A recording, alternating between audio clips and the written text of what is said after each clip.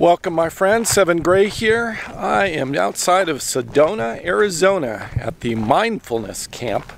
I'll be here for about 2 weeks. Just basically taking a vacation from my van build and trying to enjoy some meditation, being out in nature, and enjoying my new solar power.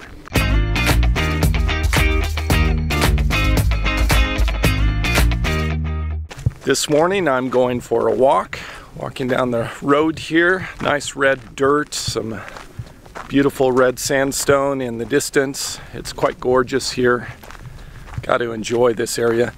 I was in Sedona probably 25 years ago, but only for lunch. I haven't spent much time here and really looking forward to exploring the area. Today's meditation is taking place at 10 o'clock. Looking forward to that. There's probably about 30 of us here, divided up into 3 different camps. I'm at the main camp, which is right in the middle of the 3. And I'm walking down the road to one of the other camps just to see who's there and get a little bit of a walk in this morning. I think I'd like to find a couple of trails around here that are nearby that I can walk on every morning. Get off of this main road where the traffic goes through and just get out in nature a little bit more. I was told by a few of the attendees here that they had snow a couple of days ago. I delayed coming here for 2 days just because I heard it was cold up here, and arrived yesterday afternoon with gorgeous weather in the upper 70s. Today should be about the same. It's pretty nice. Evenings are cool though. I see a step van in the distance. Looks like Paul Barger's rig. I'll link the interview I did above with him. He's a pretty cool guy. If you haven't seen his video, you should check it out. He was at the RTR event. I must be an early riser. Over at my camp, I was the first one up for almost an hour, then finally saw somebody else. Over here at this camp, I only see one person awake right now. It's like 8 o'clock in the morning. Found a small path off the road. I'm not sure exactly where it goes, but it looks like it's headed roughly in the direction of their camp.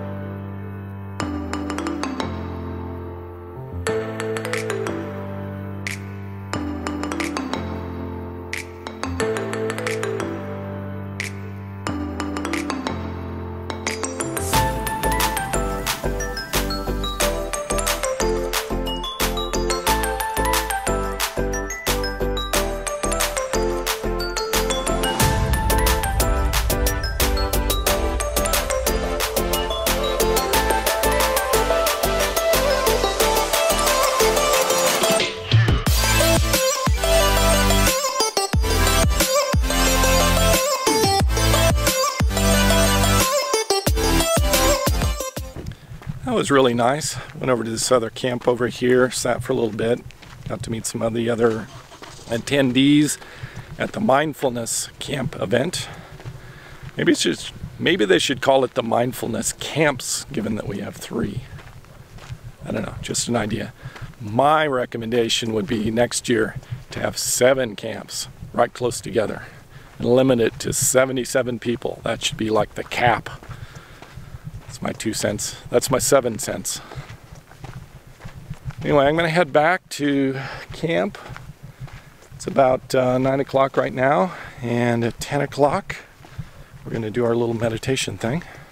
We had a wonderful meditation at 10 o'clock today for about 20 minutes. It was a group in a circle, mostly sitting in chairs. 3 of us were actually sitting down on the ground. I was one of those. I prefer sitting on the ground for my style of meditation. That's just what I like.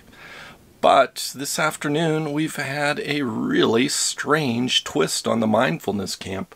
All of us are members of what's called a Google Hangout. It's just a group chat type thing for people with Gmail, which is an easy way for us to communicate because we're in 3 different little camps. And this is the message that came over from Steve, the organizer, and caught us all by surprise. And it says, "It pains me to say this, but I will not be able to serve as your meditation host anymore during the gatherings or offer instructions on Saturday. I need to focus on my health and limiting my stress at this point." And he says, "I'm going to remove myself from this conversation in an act of self-care.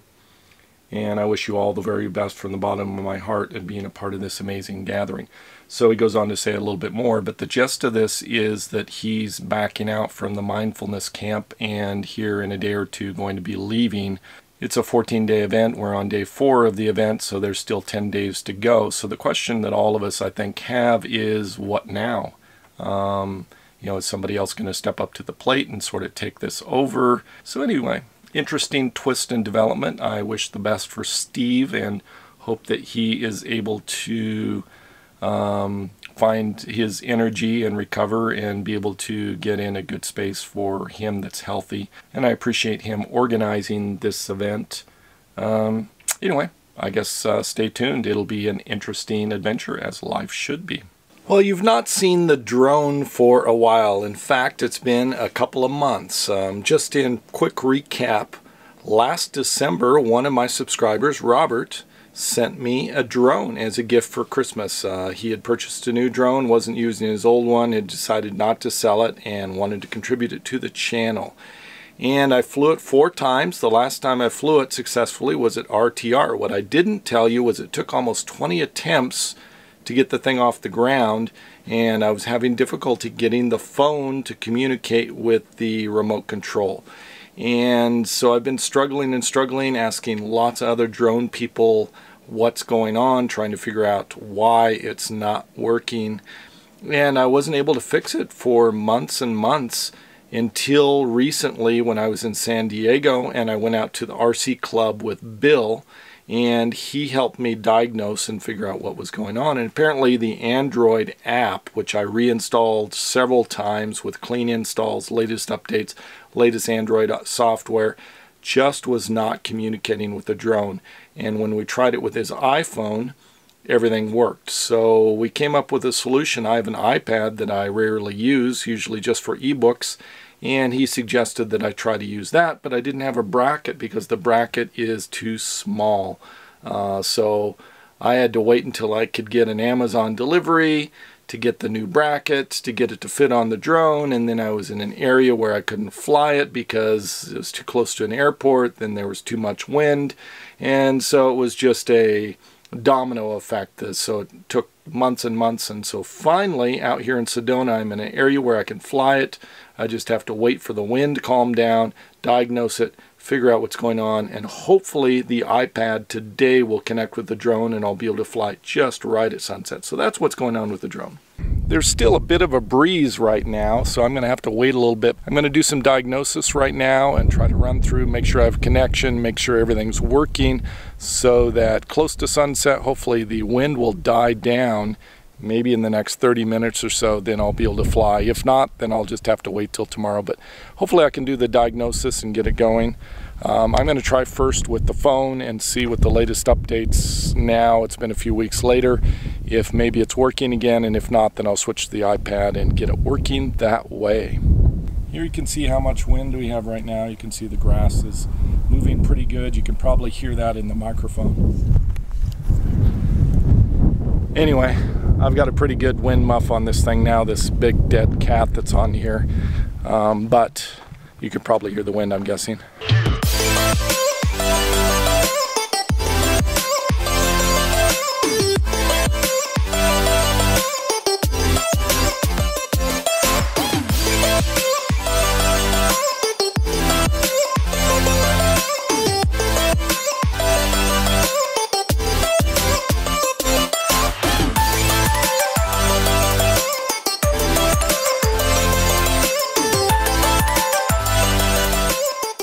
It appears I'm successful. I'm now into camera mode and I can see the camera on the drone. This is the first time I've been able to see this since the RTR a couple months ago. I'll go ahead and take this for a flight. The wind seems to have died down. Here's the new setup that I have with the iPad mini. You can see it's got a big mount here now, so it gives me a huge screen to see while I'm operating the drone. It's actually pretty nice to have this much real estate to look at what's going on. And I'm ecstatic to have this running again, so you'll expect to see a lot more drone footage in the future.